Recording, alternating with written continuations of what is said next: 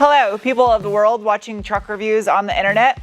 Welcome to this, the 2024 GMC Sierra 1500 AT4X AEV. I think that is a record for the most acronyms in the title of a vehicle. Anyway, today I'm going to get up in the air, we're going to nerd out on the tech specs, see how it is constructed, and take a good look at this new mini Duramax diesel, and then go test it off-road.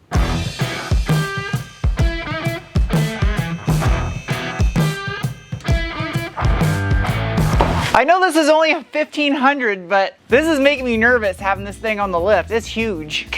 Steel? Whoa, it's got a matching spare! You have no idea how rare it is to actually see this on a new truck. They chose mild aluminized steel for the exhaust. That's strange. It's got these weird indentations of little inlets in the end of the tail. As far as tow capacity goes, because it has the AEV off-road suspension, it's limited to 8,700 pounds. Off-road suspension means you gotta sacrifice something somewhere. You can't have your boat and eat it too. Out back, the Sierra AT4X AEV utilizes a semi-elliptical variable rate 2-stage multi-leaf rear end with a solid axle. Underneath that leaf pack is a 2-inch lift block. Inside this pumpkin you get an e-locker with a 3.42 final drive ratio, and it's protected by a foam finger-proof boron steel skid plate. There's even a little steel bash bar for the ABS wiring. It's paired with a set of Multimatic DSSV remote reservoir dampers, aluminium one-piece drive shaft, another boron steel skid plate for the fuel tank. This 5th generation GMC Sierra 1500, despite being loaded up with steel skid plates and bumpers and a diesel engine, actually only weighs 5,890 pounds. The exhaust system on this rig is interesting. It's stainless all the way up Furiosa to the rear axle, where it changes mid-pipe to mild aluminized. It's just welded right there in the middle. And it measures in at approximately 75 millimeter in diameter, which is 3-inch SAE.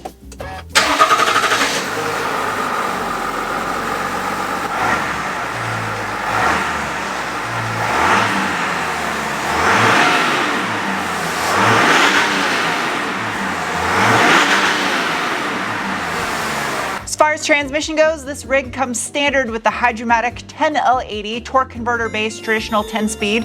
It is rated for a maximum torque input rating of 800 newton meters, which is approximately 590 pound-feet of torque. And mated behind it is an AutoTrack 2-speed transfer case for the 4-wheel drive system. All that drivetrain is protected by a massive boron steel cheese grater. You can grade the earth with this thing. Engine oil filter, easy access for maintenance, aluminium oil pan. There's an oil cooler block mounted to the side of the bell housing. Up front, the AT4X Sierra utilizes a partially steel and aluminium independent front suspension. Aluminium knuckles, again paired with those Multimatic DSSV coilover dampers. Now, while this does not come with a front anti-sway bar disconnect, it does come with a front e-locker up front as well. And that front anti-sway bar measures in at rather beefy 33 millimeter in diameter, more massive thick boron steel cheese grater plates. The little license plate bracket that has the AEV logo on it, that's also the cover for the winch access because it's a winch capable bumper.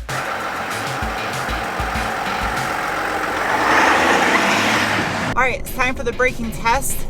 Nothing behind me. Ready, set, commence. Okay.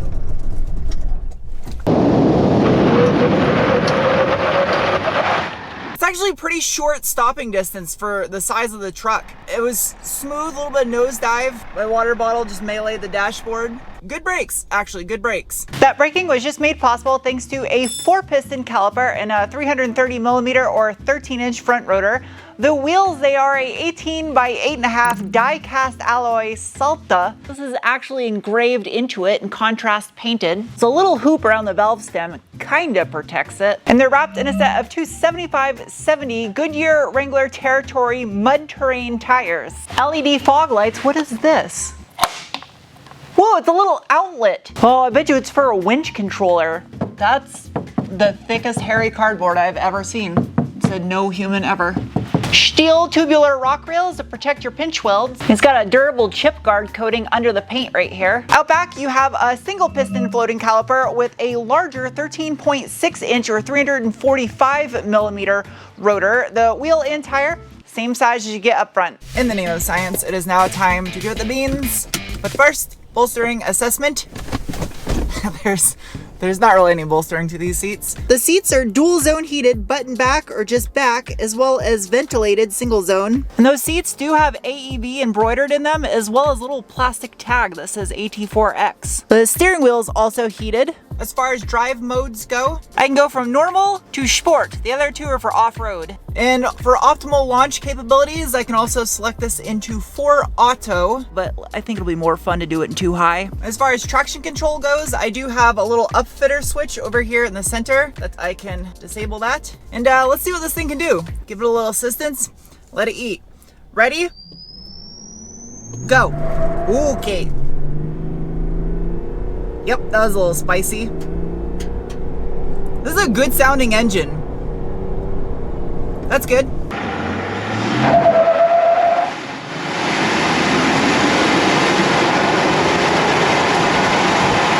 That was fun, but I gotta do it again in 4 auto and see how this thing gets out of the hole. Go. Okay. Oh, that got it out of the hole. A little bit of a dip when it grabs second gear. That's good. That's already good.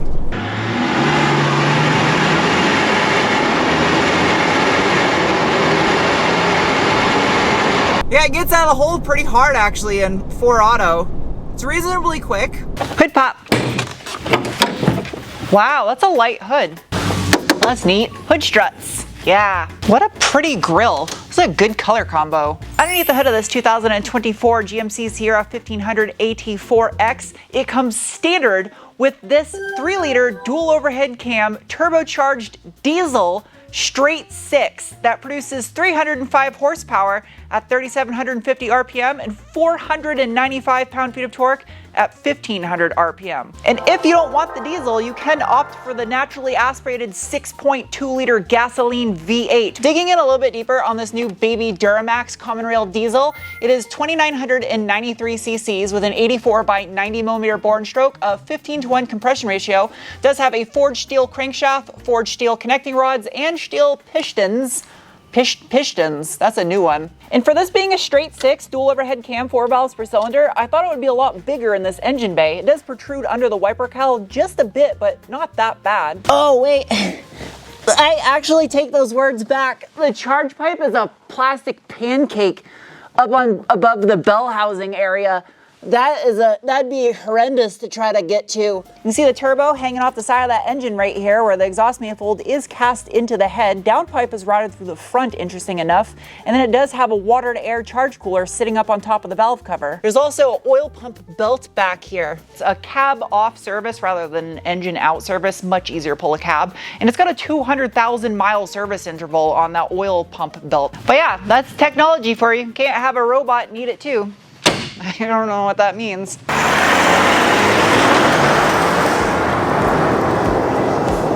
Time for the off-roading test. Now I have a brand new area with a ton of trails out here in contrast to my old off-road reviews. That area is no longer available. I can't do any more off-road reviews there.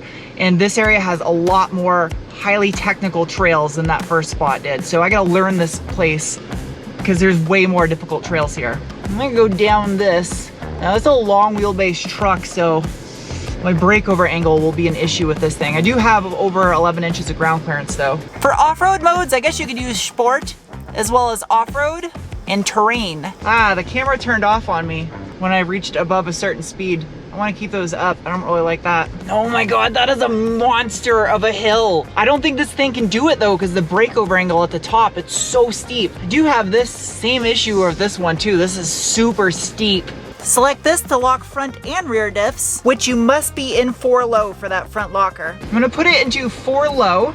I doubt I need it, but it's a new place.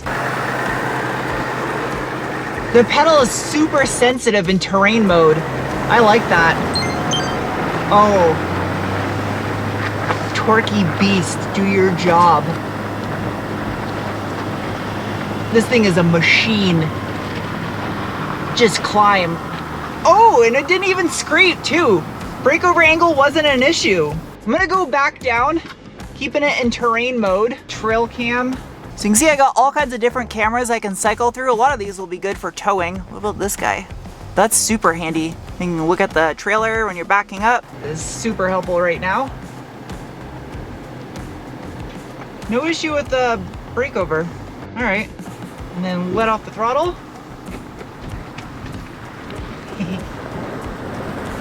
I gotta scout out some of these other areas with my own vehicle first. I'll do it with the Bronco since it's a short wheelbase. That first hill was a little too easy for this, so this one's quite a bit steeper. It should challenge the breakover angle at the top, I think, but soft sand. Although I probably don't need it. I feel spoiled right now that I got a front diff lock, so I'm keeping front and rear diffs locked. It's in terrain mode. I can see my telemetry on the heads-up display even though it's daytime. So I can see what my degrees is once I start getting on this thing. 7, 8, 12, 14, 15, 21, 24. Low traction warning light coming on. Oh, I challenged it. I'm at a 26, 27 degree incline. I mean, that's quite a steep incline. I actually challenged this thing. Oh, it's soft. That's super soft. It's like just sand. Yeah, I like this hill climb. This is a real challenging one. I actually got to hit this with a little bit of speed because it is seriously just sand. I'm climbing a sand wall. See if I can do it. Tiny bit of speed.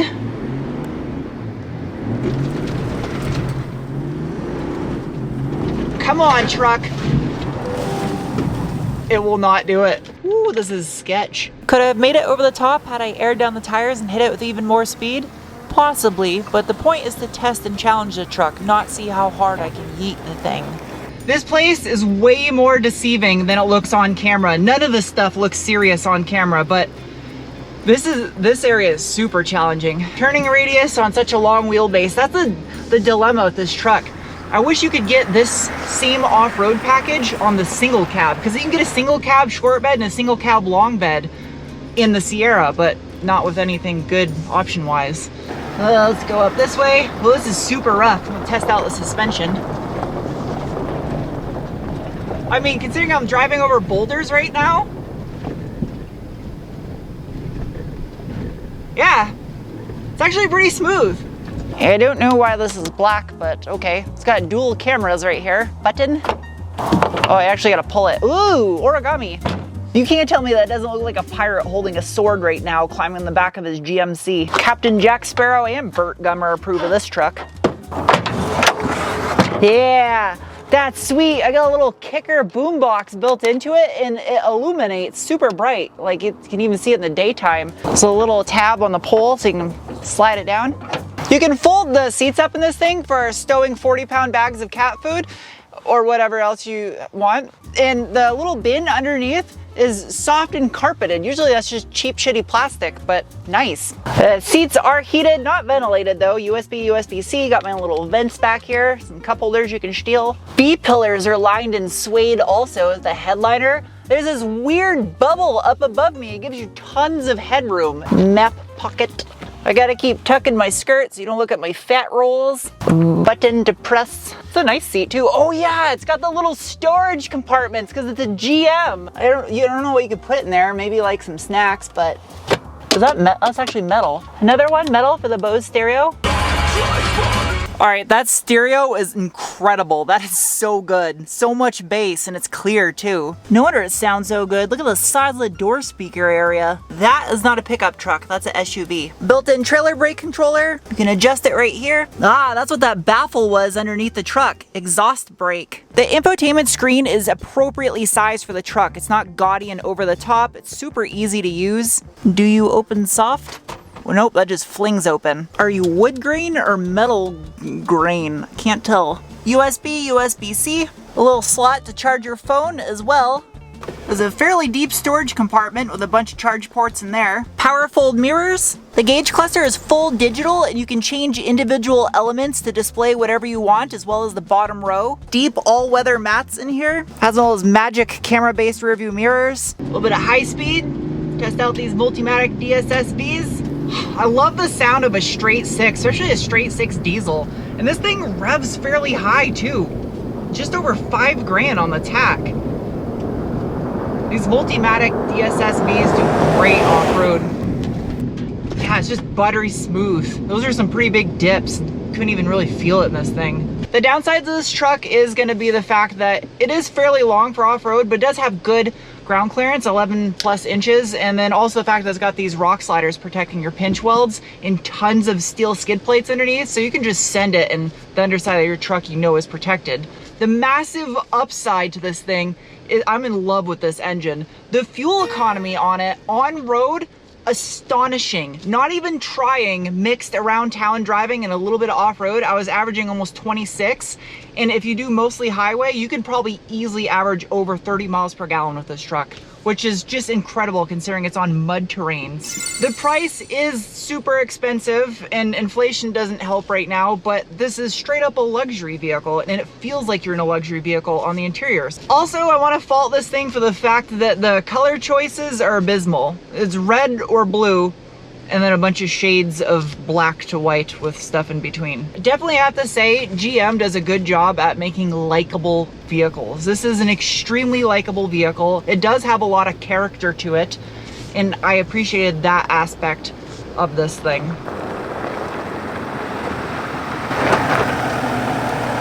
It is now time to give this rig some scores, starting with the bean score, the assessment of the feeling you get in your gut when you give it the diesel beans. And it's getting a rating of, next is the cookie score, the assessment of value, and this super ultra loaded specced out diesel rig in the mid 80s gets a rating of, next is the wrench score, the assessment of ease of maintenance, and it's getting a rating of, next is the meatball score, the assessment of off-road capabilities, and it's getting a rating of, and lastly is the penguin score, the assessment of how much I personally like a vehicle, and it gets a rating of,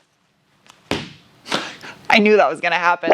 Out of all the ultra off-road trucks in this price category on the market, I think this would be my choice simply because of the fact that it has a diesel and it's more of a militaristic rig than it is a play toy thing. I don't know, I'm a fan of it. So anyway, I hope you guys enjoyed this review. I'll see you soon with another. Bye.